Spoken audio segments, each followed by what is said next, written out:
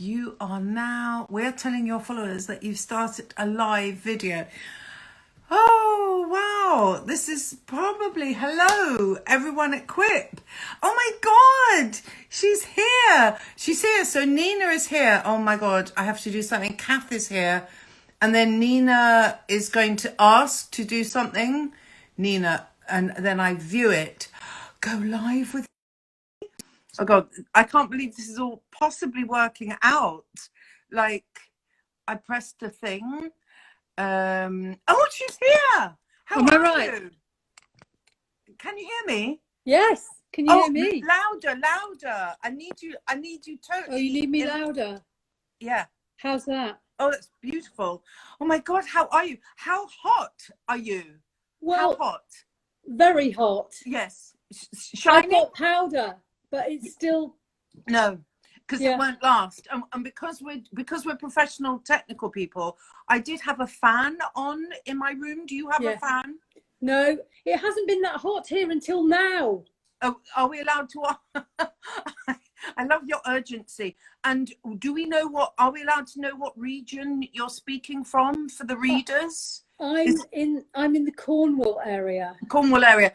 And so raining, misty, foggy, muggy? It's bright sunshine now. It was misty and quite cool earlier, but it's suddenly very hot and sunny. All weather conditions. How about you? It's boiling with you. Just and do you have a drink there? Yes. Okay. Can I just toast Nina Stibbe, my most favourite girl? Cheers. Oh, what's that? Lemon tea, mint tea? Mint tea. Okay, cheers. Mine's alcoholic. So, needless to say, I did a really nice So that was a tea shop behaviour. It is so exciting to see you. Shall we tell the readers?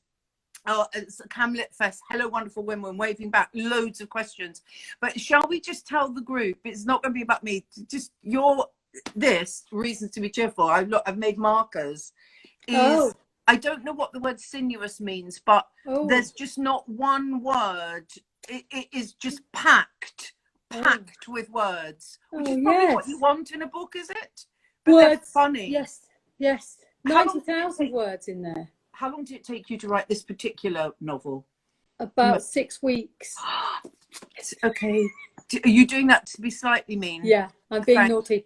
A couple of years. Well, but it is a thing of beauty. Thank you, Helen. I'm glad you liked it. I absolutely love it. And I was at your book launch. You know that thing where you pay for a book, you get them to sign, and then you don't read. Yes. I just finished this today, and it's very poignant and amazing. So I kind of feel I've been through a whole experience today. So shall we tell the audience, who all of whom love your book? Can we just tell them where you and I met?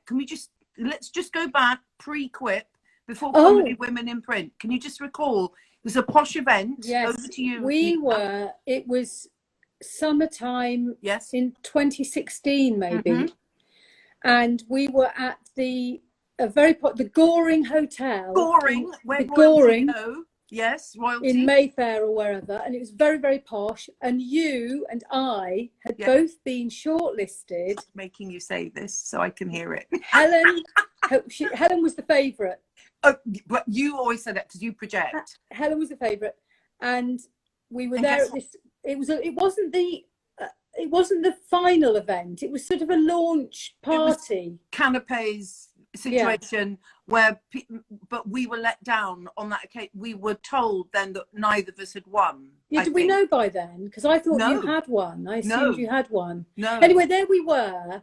And we should have been joint winners that year, but we weren't. And why? Pourquoi? Because we're women. You've gone on to write so many more books, and guess what? I'm here toiling. You've done to showcase you. Yeah. But let's just get this straight. It's worth it though. So there we were with these shortlisted books, and I went on to write 2 more books. Loads. Or maybe 3. While Helen has devoted herself to women in comedy. I have. And you could have published 6 books in that time. Well, I had an altercation with the publisher actually after that one, because I was quite good at getting my own PR, which can be annoying. And I don't want you to draw on any controversial areas for you right now, because this book is amazing, and I'm sure everyone in your team is, you know, but it's an odd one. It's an odd one about women. At that time, things have changed quite a lot. Thanks to you. Well, you said that. And I love you for it. This book. Oh my God. Okay. First of all, what I think is particularly amazing, I've got to ask personal stuff. But your choice of labels, because you write in rhythm, all your sentences are in a rhythm. It's like a sort of sonnet. Now, where I just wrote it down, the name of, okay, so the readers love this. The bloggers adore your book. So we've got Dalrymple. I love them. Dalrymple, McWilliam, and Wintergreen. Now, who are they, please? That's the practice, the dental practice. Oh, somebody's just said losing it is absolutely brilliant. Sorry to segue back to me. Sorry. Oh yes, no, yes. It was just a kind person. A kind person. Yes. Remember. Thank you, Andrew. We love him. So yes, and Dalrymple, McWilliam, Wintergreen are the dental surgeons. Yeah. And okay. Fur, Fin, and Feather. That's a pet shop. Thank you. Patience Tidy. Oh, she's my mother's editor at Faber and Faber. Okay. Your names, and then I just lost it before we began. The driving school. It began with an F. There's all your names. Oh, there's the Harry Janis School of Driving. Yes, there's but another then one. There's the F Fox something. Yes, I can't remember. Yeah, sorry. But what is amazing, because of your rhythm, is that all your words are perfect. Because Thank you. And then I'd like to talk to you about the very interesting distinction between woman's own and woman through the eyes of your wonderful character. Yes, because you immerse yourself in. Were you aware of them? Yes. When are we the same age? You're a bit younger than me, because I was going to ask you, when do you set this book? This book was 1980. Mm-hmm. When in real life I was sort of 18. 19. You're a bit. Or 17, 18, something like that. And the narrator, like me, had grown up in quite a booky household with sort of Jane Austen and James Baldwin and Shakespeare. But I encountered Woman and Woman's Own magazines not until I was sort of 18. And it was a revelation. They were so wonderful. But were they really wonderful? Because you used the word bistro, and they were wonderful for me. I thought they were, because what window did they open for you, please? They are sort of practical, being practical. Making ends meet, making a little bolero jacket for yourself that also was a tablecloth. The sort of practical things that I hadn't really learned. Okay. So would you say, so the character Lizzie, what I love, again, your relationship with your mother, so she's, obviously we all love your mother. Yeah. The reader loves your mother for being so imperfect, but she's quite outrageous. Yeah, she is. So where are her morals? It's quite harsh. Yes, it's interesting. I mean, I think she is very moral in that she essentially has a very strong moral compass, and she knows what's right and wrong. Yeah. But I think what's interesting about that period was that any woman who didn't slot into the making homemade soup and curtains and wearing tights was a worry. They were a worry, weren't they? A woman without the guiding hand of a man was problematic. And but her relationship with men, so she has a series of men. So she doesn't seem to fit into any category, which is quite not really. No, she doesn't. But I think what's interesting about back then was that all the people that seemed so, correct and squeaky clean, when we unpick them and look at actually they're the immoral ones.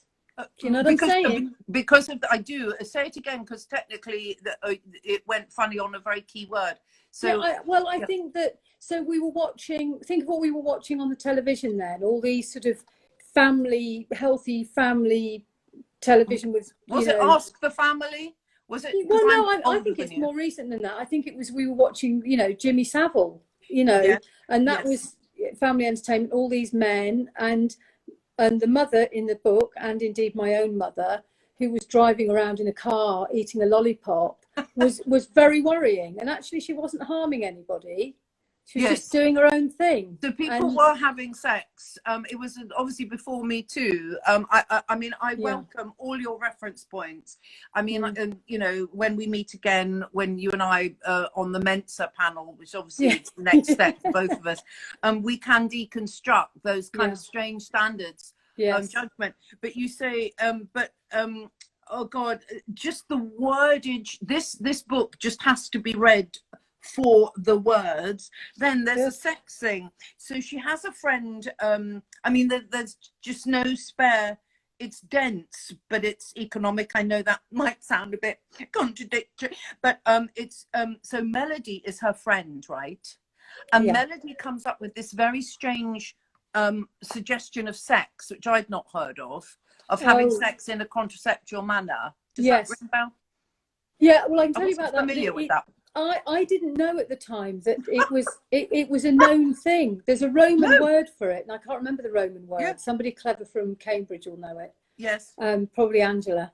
Yes. And it's where you're not actually having penetrative sex, but the man thinks you are. So it sort of goes. It kind of doesn't go up. It goes. Like just into a crevice that isn't even a crevice? Yeah. So what's it called, Helen? I'm not familiar with that word, and it's not. But in the book, what's it called? What does she call it? I've got the page. She says she doesn't. However, Melody had devised and preferred and had shared widely. See, I love your sentences. A method of arranging her inner thighs so that they squashed into a makeshift vagina, and according to her, no one in a hurry could tell the difference. Yeah. So it was called the thigh vagina.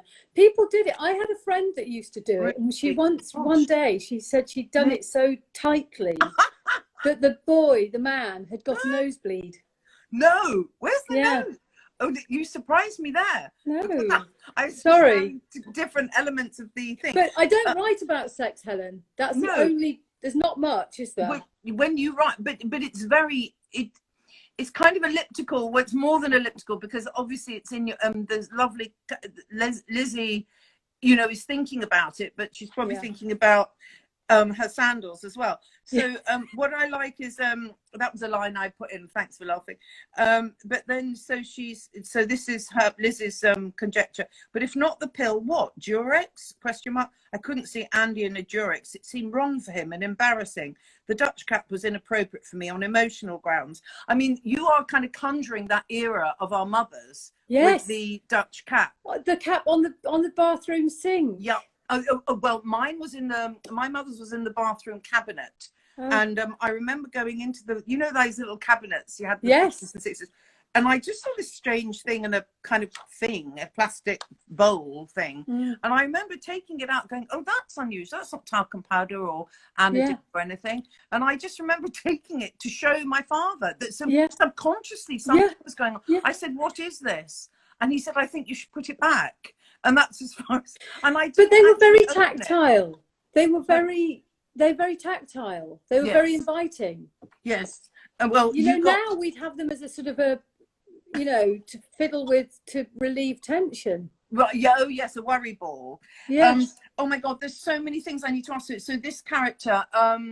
Okay, so the language, there should be a sort of, not a bibliography, a glossary at the end of all your books where we just list all your amazing wordage. They're just, so what, okay, we can't escape an analysis as deep as this, as you and I are going, without looking at the word dentistry. We can't. I mean, it would be a ding disservice to the book, would it not? Now, I read somewhere that you do have a genuine friend, I think who's 90, who is a dental practitioner. Yes, my friend Pam, who is now 90, not only was a dentist, but she was the dentist I worked for. She was his wife. So both dentists. Oh my God. Okay, wait. But they were divorced. Okay, the divorce is a red herring to me. I'm drawn to the fact that you and dentistry are joined. That's what. So, you have an interesting life. I know that you're a nanny with posh people, but what can we just? I want you to circle for me your experience with the dental. I mean, what role? I mean, what role did you play? I went to be the dental assistant. Okay, and then high up. And yeah, very high up. And then the dental nurse left to be the boyfriend of the dentist, the girlfriend of the dentist. Yes. And so I sort of was the chairside assistant. But did you have to handle equipment when you? Oh God, yeah. I had to hold a dish.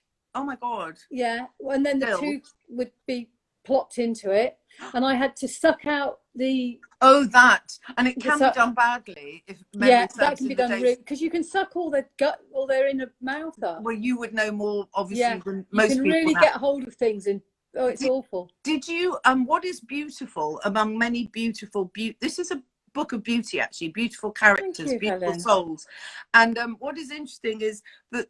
In another time, in this modest way, Lizzie could obviously have been a dentist because without giving the plot away. No, absolutely, and she should have been. And you know, at one point somebody says, "When will you actually be a dentist?" And she says, "Oh no, I'll never be a dentist. I will always just be an assistant." And of course, okay. So absolutely. So the character also, because you subliminally or otherwise are. You use the word xenophobe, which I thought was really a really hilarious word to obviously avoid other words. Yes. And I thought it was very clever. So you actually, and I think you said at the end of the book, so you are painting a picture of someone who has issues with people. So that there is that. What do you make of that dentist?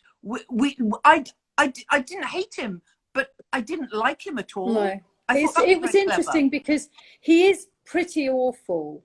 And originally, in the first draft of the book, I'd made him more rounded. I'd had him. Yes, he was a racist and a sexist and so on. But I wanted to be fair to him because he was then. I mean, I was never going to be pals with him, but I thought I might show other sides to him. And people like that. Are people when people have upset us, and then I go to my healer with a text and go, somebody's upset me very badly, and the healer will go, people are people. And I just kind of like helpful. So you go, people are people. So we can't judge. He was very much a person, but he was cross about the modern world. He was cross about being able to buy a ready-made sandwich. He thought that was the worst thing. Yes, in those days. But my publisher didn't want me to have him rounded. She said, look, this is confusing. If he's turning away people in pain because of the colour of their skin, this is just an out and out bad guy. Yes. And you know, you mustn't try and you couldn't hide that. You couldn't you couldn't sort of cushion that very bad she said it would be too confusing, and I think she's right. I think if it had been a long book or a television series, but it was it's a short book, and it was just easier to make him a bit 2D. But it is fascinating about how harsh in the joy of these words. What are you going to do with this? I find him very fascinating because you didn't go too harsh. Because I was curious about him. Because when did he become vulnerable? You're too young for G-plan furniture, but he's just quite ignorant and probably at a party knowing he. Wasn't joining in he was desperate. I mean, he would go on a sunbed at lunchtime under a sun lamp. Yes, and he wants to be in the Freemasons, and he was very keen for all that. He just was a social climber, and people were like that then, much more. Absolutely, it was he didn't make it. And I love the softness of the way that the repetition of his refusals. I just think your subtlety and your layering. Thank you, Helen. I've read that book. As you know, I'm not a judge on the thing, but you want to feel those people. You don't want to just hate them or love them. Yeah. And you. I thought you brought that character Oh God, what else? So there's the sex. What I found really, going back to your wonderful names, there was a double trick. So the stepmother who is married to the father, who is he gay? I can't. The father. Yeah. So what I thought was hilarious about your cleverness with names. So the stepmother decides you have had an imaginary friend called Mrs. Greenbottle. And when I read that, I hope I'm right, and if I'm jumping ahead, that's because I'm overexcited. I'm trying to analyze you too surfacely, but I thought that's not the right name. So she imposed a story that you had said about an imaginary friend that you then had to go along with. Yeah. I just find that really nuts. And it honestly was one of the most stressful things that's ever happened to me, that this woman in my life told me and my whole all my siblings, that I'd got an imaginary friend, that I'd confided in her. Now that was stressful enough, and I denied it, and I said, I haven't got an imaginary friend, and it's not a middle-aged woman called Mrs. Greenbottle. Absolutely. Because I wouldn't, 12 years, I think I was 12 or something, would I have had an imaginary friend aged 50 called Mrs. Greenbottle? Because of your beauty with words, I thought, no, that's not right.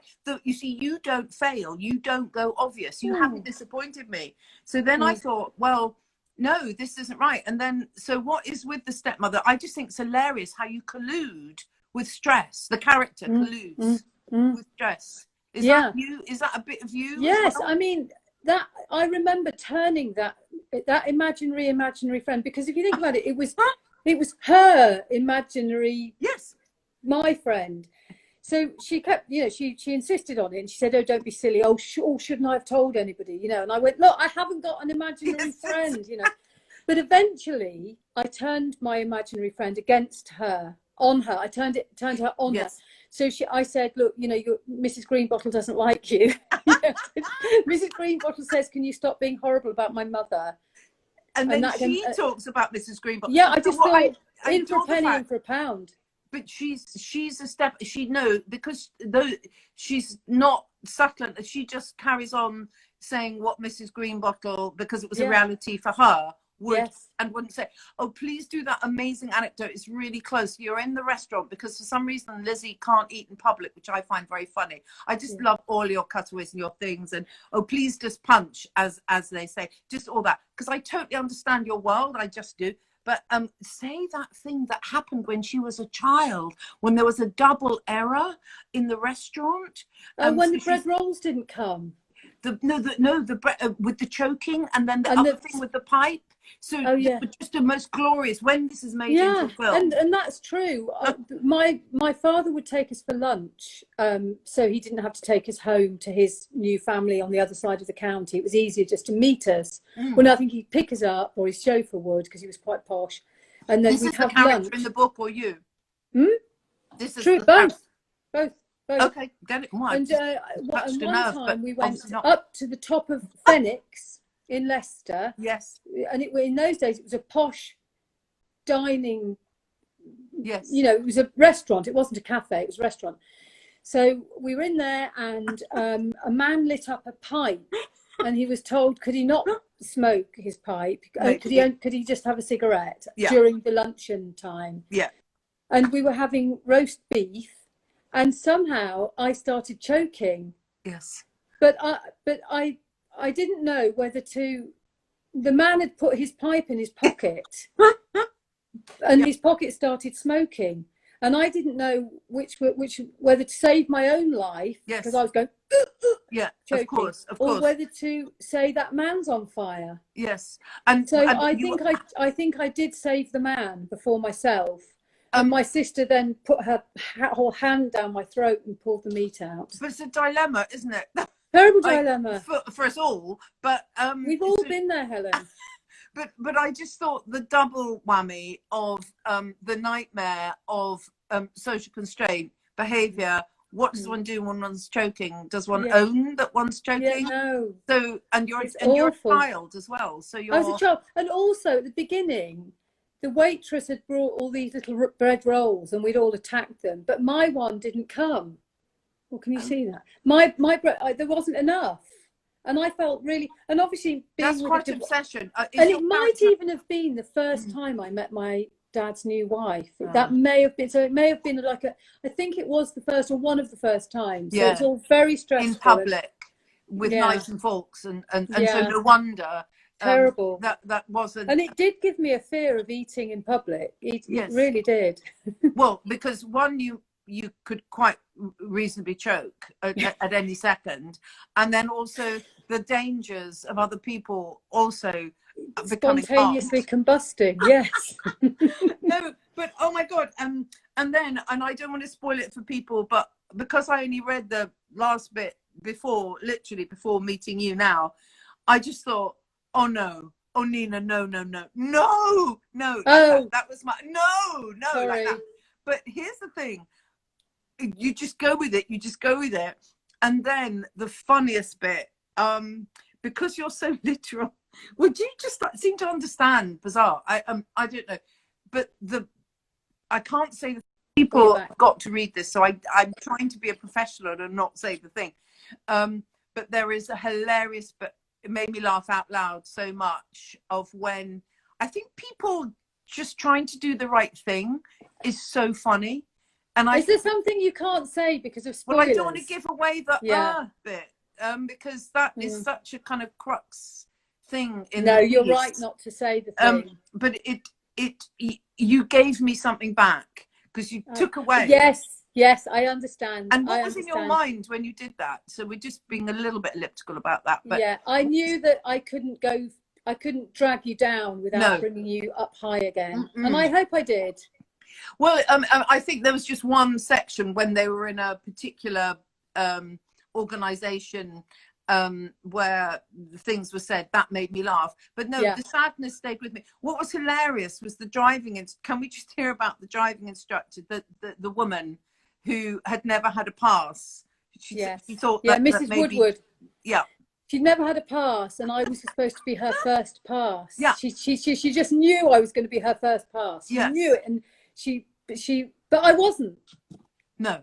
I wasn't her first pass. It was hugely pressurizing, but I just wasn't. Are all these relationships, because it's so vivid, the word romp is not right, but you're kind of like, one is, getting to know all these people. And at one point, you get them all in the room at a party. Oh, yeah. How the hell did she do that? Suddenly it's so plausible that all these completely random people. I was terrified. I was terrified about that scene, part of the party scene, because it just, I just couldn't make it feel real. Yes. And so when I sent in the first draft, I said to my publisher, I'm really, and she said, oh no, it's great. And I said, but does it ring true? Does it ring true? And she said, yes, it rings true. It's fine. Because of the people not connecting, but connecting. Because I think and she said, because it's so horrible and horrible things. Chaotic. Yes, chaos. And I just like the way you describe Moussaka in a different word, so it wouldn't upset people, wouldn't put them off. But I think in real life, it wouldn't upset xenophobic people. Yes, we must bring back that word xenophobe. It was a word of the 80s. Let's bring it back. But it's just that thing of people having nothing in common. It's like when you and I, or people, you just go, the better the event, the less people have in common. And that sounds so corny and patronizing and like formulaic, and I don't mean it like that. You just, those nights that are best. Yeah, no, it's true. It's people are up for it. So that, and yet somehow you take us through. Oh my God, there's so Tammy is obsessed with stationery. I've read this from cover to cover. I hope so. Cover. Just do something nice. Let's end on the wonderful character that this mother is. Just describe her again. She is great. The thing is, she doesn't live life the way she was told to, and she's tried to, and it didn't really work for her, and she just does her own thing. But she's got this sort of philosophy, and she's commentating the whole time, and she says,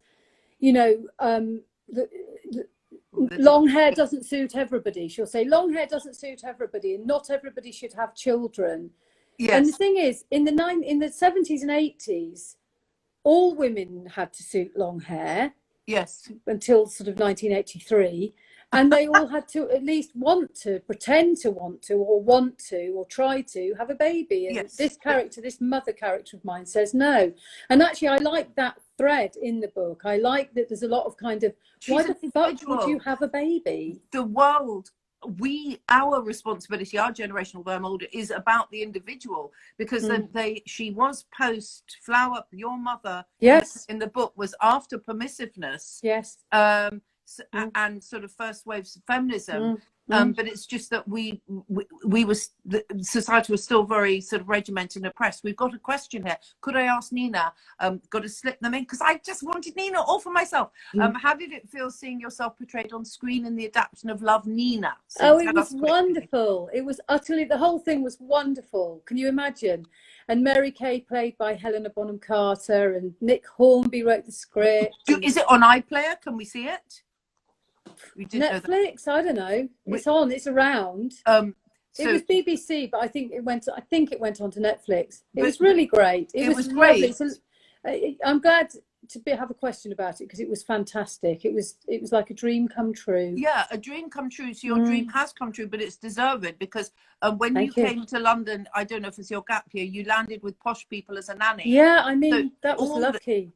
Well, but then is it true that Alan Bennett would rock up and then would you have to give him a serviette and wipe him down? No, but the thing is, you keep calling them posh. They weren't posh. They were clever. They were brainy and sort of accomplished. But they were quite boho and, scruffy wooden floors. But you were the nanny. You were the nanny. Yes. But I was a nanny because the woman I worked for was a single mum and she had 2 kids, and one of them had disabilities that needed regular, frequent attention, and she was a working woman, so she wouldn't have had a nanny if she didn't have to. Wow. And then did you become part of the family? Yeah, she must have. That's why it worked. But when she interviewed you, she would have known that you were simpatico. She would have done. Yes, because that whole moment of going, whoever looks after my children and my lifestyle and enable me would. I was the right nanny for her. And your life since, you've got to keep writing. I mean, when going back to that question, and well, not that you would stop writing, but it's like it hasn't changed you, because I think you are just interested in what is amusing, aren't you? I think you are. I know you are one of those people that is amused. Would you say life amuses you? Yes, and it's important for it to amuse. Yeah, and that's you as well, but we don't and I like funny people, don't you? Don't you sort of think, well, they're funny, and if they're not, people can be really nice, but if they're a bit dull and not funny, they're a bit sort of. Well, the loneliness of running the prize really is one has to be a different kind of person, and it's quite lonely because all human beings want is to connect with similar characters, don't they? Although they say, opposites attract. But as you know, I want funny people like you in my life. One question from a lovely blogger called At Years of Reading. Claire. Is this the last we have seen of Lizzie? Yes, is this the last we've seen of Lizzie, or does she have plans for another novel? Oh, I said it was the end of Lizzie because it was the end of the trilogy, and I want to write there's other things I want to write, but secretly, don't tell anyone. But I'll write about Lizzie again. Yes, it will not be the end of Lizzie. People really love her. Yes, but then they love, you've channeled something so that you know what is lovable because you love her. It's because she is earnest and overthinks. Yes, and we all understand. We understand. It's like a stream of consciousness that doesn't err on being obvious. It's constantly fascinating. So I love your book. I love you. I'm sweating like a pig. Are you? I'm like I'm quite hot and bothered. But Helen, how do you feel that now you're coming up to the the end game, the end of this cycle, the second year of Quip? How's it? I mean, are you happy with where it is? How do you feel? Do you feel thrilled about it? I can't believe we got through it with lockdown, because there were 3 panels, so there's 15 judges, and so you have to be nice. No, the judges are okay, but people will do so much because it is for what we're creating, which is a platform for witty women's literature. Comedy, come on, individuals not having to be this. You and I know that.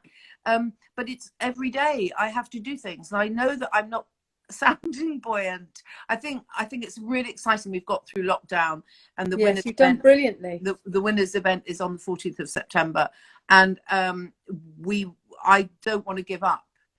I don't want to give up, but I do need to write my book now. So this is a call for others who feel they can contribute, because it can't stop. Would you just say a nice thing about Quip? It took me 5 years to get it. Look, it was 5 years of work.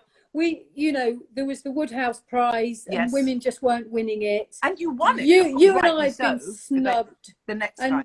And that it came out of that sort of you not getting the acknowledgement you should have had over because the years. We were into witty writing. It wasn't like we were I mean, there's all kinds of literature out there, but I think that we embraced witty writing. So if that can't be embraced in a witty writing prize, I think that's maybe, and of course we all know that everyone has a different view, don't we know that? And rightly so, comedy. But I suppose that I think that's why it's exciting to kind of make it visible. Anyway, you've asked me a question, you naughty. So I'm only allowed to go over. We've gone over time. Sorry. One question has come. Somebody knows something word, lockdown, no end, as I've been shown. Your work has given me focus. Oh, that's you, Nina. Regarding my writing and my English. No, it's to you. It says Helen. Take heart. You enabled that, Nina, because you're kind of. Your work has given me focus regarding my writing. Yes, Helen, it's true. You are an angel. Well, I think the thing is, anything worthwhile is difficult. You say this fantastic book. Really loved it. 2 years. Everyone just has to do it. Support each other, and understand that my humor isn't for everyone, and not to get too upset when.